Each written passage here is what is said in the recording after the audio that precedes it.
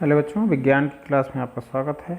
इसके पहले हम जय प्रक्रम में यह पढ़ चुके हैं कि जय प्रक्रम किसे कहा जाता है, और दूसरे लेक्चर में हमने यह देखा कि पोषण क्या होते हैं, किस तरह के पोषण स्वपोषी जीव करते हैं, किस तरह का पोषण विषमपोषी जीव करते हैं। स्वपोषी पोषण में बाह्य वातावरण से कार्बन डाइऑक्साइड और जल लेकर उसे सूर्य के प्रकाश की उपस्थिति में क्लोरोफिल की सहायता से स्वपोषी जीव उसे भोजन में परिवर्तित कर लेते हैं, कार्बोहाइड्रेट में परिवर्तित कर लेते हैं। और जो विषमपोषी जीव होते हैं वह यह क्रियाएं नहीं कर पाते हैं। स्वपोषी जीवों द्वारा सूर्य के प्रकाश की उपस्थिति में भोजन बनाने की क्रिया को प्रकाश संश्लेषण कहा जाता है, जिसमें कार्बन का अपचयन होता है और जल के अणुओं का हाइड्रोजन और ऑक्सीजन विघटन होता है। तो यह सारी चीज़ें हम पिछले लेक्चर्स में पढ़ चुके हैं। आज हम पढ़ेंगे कि मनुष्य में किस तरह पोषण की क्रिया संपन्न होती है, पोषण की क्रिया किस तरह पूर्ण होती है। चलिए शुरू करते हैं आज का लेक्चर। टॉपिक हमारा है मनुष्य में पोषण। मनुष्य में सबसे पहले जो पाचन की क्रिया होती है वह कहाँ होती है, यह जान लीजिए। मनुष्य में पाचन के लिए एक आहार नाल पाई जाती है, लंबी सी, जो कि उसके मुख से लेकर के और गुदा के बीच में फैली हुई होती है। और पाचन की क्रिया मनुष्य में मुख से ही प्रारंभ हो जाती है और यह इस तरह यहाँ पे जो हमारे दांत पाए जाते हैं वहाँ पे भोजन को पीसा जाता है सबसे पहले, उसमें जिह्वा की सहायता से मुंह से निकलने वाली लार, जिसे लाला रस भी कहा जाता है, वह मिलाया जाता है। इस लार में भोजन को पचाने वाला एंजाइम होता है, जो कि भोजन में उपस्थित मंड को पचाता है।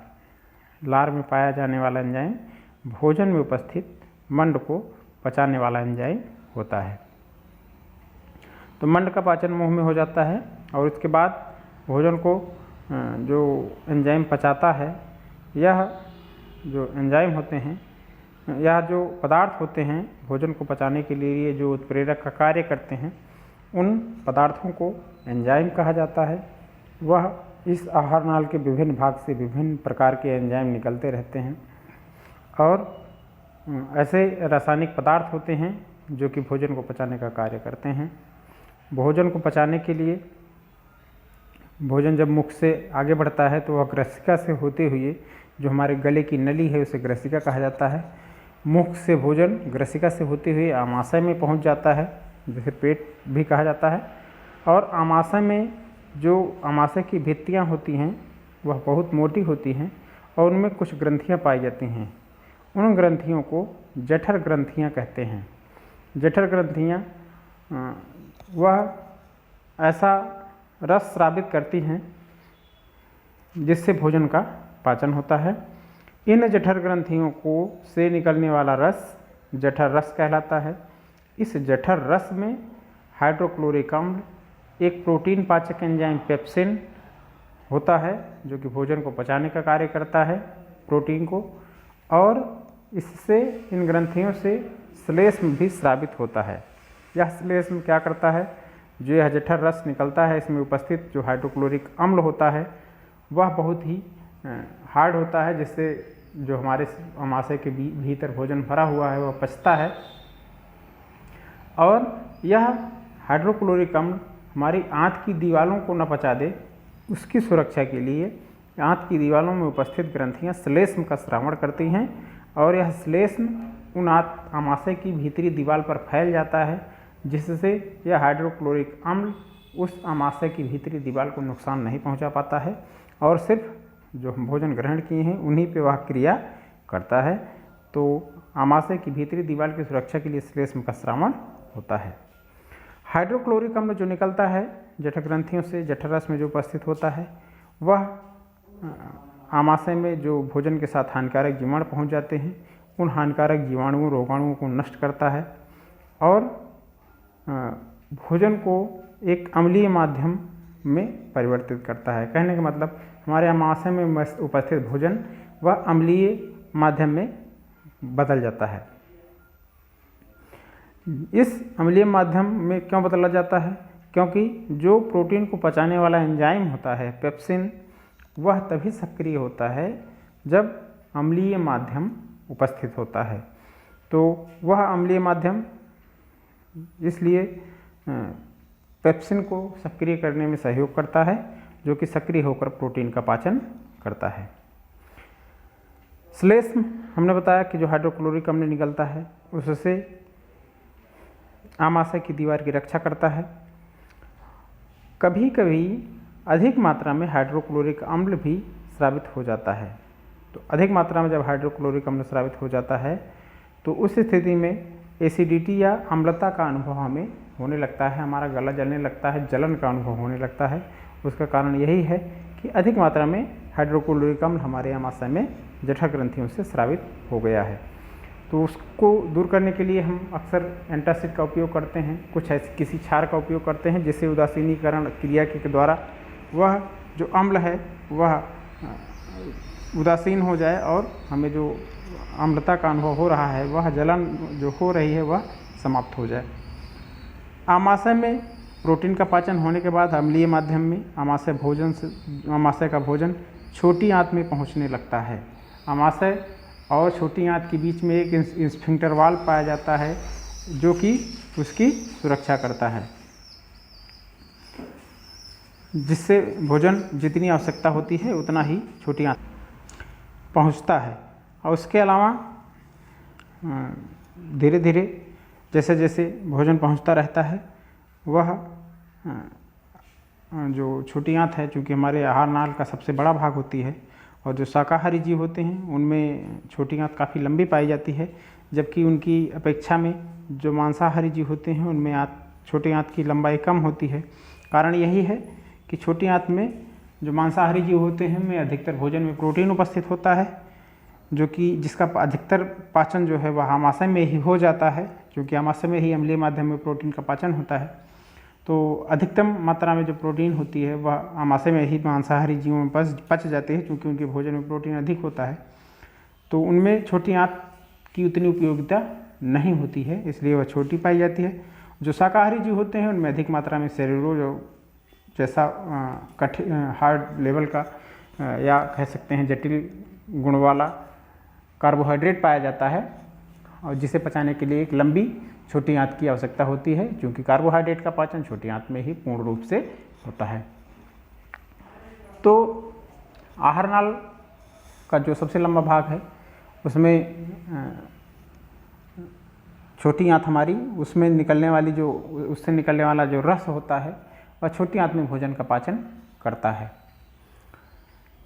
इस में भोजन जो पहुंच रहा है छोटी आंत में, उसमें यकृत से निकलने वाला पित्तरस, जैसे ही वह आमाशय से छोटी आंत में पहुंचता है तो सबसे पहले उसमें यकृत से निकलने वाला पित्तरस मिलाया जाता है, और अग्न्याशय ग्रंथियों से निकलने वाला पाचक रस उसमें मिलाया जाता है। यह दोनों चीज़ सबसे पहले भोजन में मिलते हैं, और आमाशय से भोजन निकलने के उपरांत जो पित्तरस उसमें मिलता है, इससे भोजन पहले आमाशय में हमने पढ़ा कि अम्लीय माध्यम से में रहता है, तो पित्त क्षारीय गुण वाला होता है और उस भोजन को क्षारीय रूप में परिवर्तित कर देता है। पित्तरस भोजन में पाई जाने वाली वसा जो होती है उसका इमल्सीकरण भी करता है, मतलब छोटी छोटी जो गोलियां होती हैं वसा की उसके रूप में बदल देता है। उसके उपरांत उसमें अग्न्याशय से निकलने वाला प्रोटीन पाचक एंजाइम ट्रिप्सिन मिलता है, और साथ ही वसा को पचाने वाला एंजाइम लाइपेज, और कार्बोहाइड्रेट को पचाने वाला एमाइलेज, प्रोटीन, कार्बोहाइड्रेट और वसा तीनों को पचाने वाला एंजाइम अग्न्याशय से निकलता है, ट्रिप्सिन, लाइपेज और एमाइलेज। तो यह तीनों एंजाइम अग्न्याशय से निकलकर भोजन में मिल जाते हैं जब वह क्षारीय हो जाता है पित्तरस मिलने के बाद। तो प्रोटीन तथा वसा को पचाने वाले और कार्बोहाइड्रेट को पचाने वाले एंजाइम अग्न्याशय से निकलकर भोजन में पहुंच जाते हैं। इसके बाद ट्रिप्सिन प्रोटीन को अमीनो अम्ल में, और जो एमाइलेज होता है वह जटिल कार्बोहाइड्रेट को ग्लूकोज में, और जो लाइपेज होता है वह वसा को उसके सबसे सरलतम रूप वसा अम्ल और ग्लिसरॉल में परिवर्तित कर देता है। तो यह कार्य होता है अग्नाशय से निकलने वाले रस का। तो ट्रिप्सिन प्रोटीन वो अमीनो अम्ल में सबसे सरलतम इकाई प्रोटीन की होती है और कार्बोहाइड्रेट की जो सरलतम इकाई होती है ग्लूकोज, उसमें टूट जाता है। लाइपेज वसा को सबसे सरलतम इकाई वसा अम्ल एवं ग्लिसरॉल में परिवर्तित कर देता है। तो तीनों तरह के हमारे जो भोज्य पदार्थ हैं वह सरलतम रूप में परिवर्तित हो जाते हैं और परिवर्तित होने के बाद ही यह हमारे आंत की दीवारों द्वारा अवशोषित किए जाते हैं। जो यह पचा हुआ भोजन है वह आंत की भित्तियों में कुछ अंगुली जैसी संरचनाएं पाई जाती हैं, जिन्हें दीर्घरोम या क्रिस्टी कहते हैं, या आंत की दीवार की जो है वह क्षेत्रफल उसको बढ़ाने का काम करते हैं, मतलब अवशोषण का जो तल है उसको बढ़ाने का काम करते हैं। और इन्हीं की सहायता से आंत की दीवार जो होती है वह भोजन में उपस्थित कार्बोहाइड्रेट, वसा और प्रोटीन के सरल अणुओं को अवशोषित कर लेते हैं। दीर्घरोम आंत की दीवार के अवशोषण तल को बढ़ाते हैं। पचा हुआ भोजन आंत की दीवार में पाई जाने वाली रुधिर वाहिकाओं में पहुंच जाता है अवशोषित होने के उपरांत, और फिर यह रुधिर के साथ जो है सहायता से हमारे शरीर में उपस्थित प्रत्येक कोशिका तक पहुंच जाता है और प्रत्येक कोशिका द्वारा उसका उपयोग किया जाता है।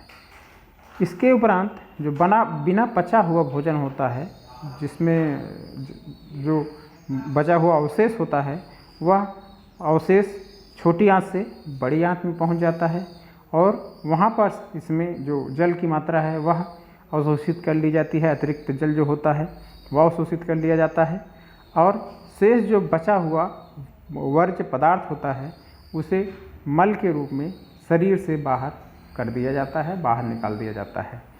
तो यह पाचन की क्रिया होती है मनुष्य में। पाचन तंत्र देख लें मनुष्य का कि किस तरह का होता है। यह मनुष्य में पाया जाने वाला जो है पाचन तंत्र होता है, इसमें शुरुआत होती है जिह्वा से। जिह्वा और मुख, यहाँ पर सबसे पहले पाचन होता है। उसके बाद भोजन ग्रसिका के माध्यम से आमाशय में पहुँचता है। आमाशय में अम्लीय माध्यम में भोजन का पाचन होता है और यह दो ग्रंथियाँ हैं, यकृत और अग्नाशय। दो ग्रंथियाँ हैं जो कि इनसे निकलने वाला रस, आमाशय से जब भोजन पचकर आगे बढ़ता है तो इनसे निकलने वाला रस उसमें मिलाया जाता है। यह पित्तरस भोजन को क्षारीय कर देता है और अग्नाशय से निकलने वाले पाचक रस में अनेक पाचक enzyme, trypsin, lipase, amylase etcetera पाए जाते हैं और यह भोजन को पचाने का काम करते हैं छोटी आंत में। और यह मनुष्य की छोटी आंत है जो कि जिसके जो पतले रूप में देख रहे हैं आप, और उसके बाद यह बड़ी आंत है। तो यह एक मनुष्य का पाचन तंत्र होता है जो कि जिसमें भोजन का पूर्ण रूप से पाचन होता है।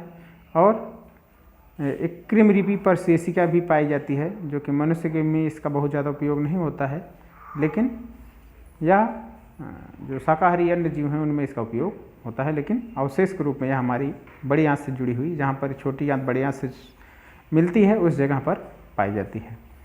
और पित्तरस, यकृत से निकलने वाला जो पित्तरस है वह पित्ताशय एक अंग होता है, उसमें इकट्ठा रहता है और जब भोजन पहुंचता है तो उसमें मिलता है। तो यह एक मनुष्य का पाचन तंत्र है, पाचन तंत्र की बनावट है।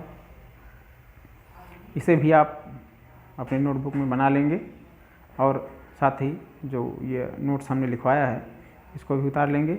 और साथ ही इससे उसको समझने में अगर आपको कोई भी परेशानी होती है तो कमेंट करके हमसे क्लियर कर लेंगे। बाकी हम मिलते हैं अपने नेक्स्ट टॉपिक के साथ, श्वसन के साथ। तब तक आप घर पे रहें, पढ़ते रहें, स्वस्थ रहें। हमारी बहुत बहुत शुभकामनाएं।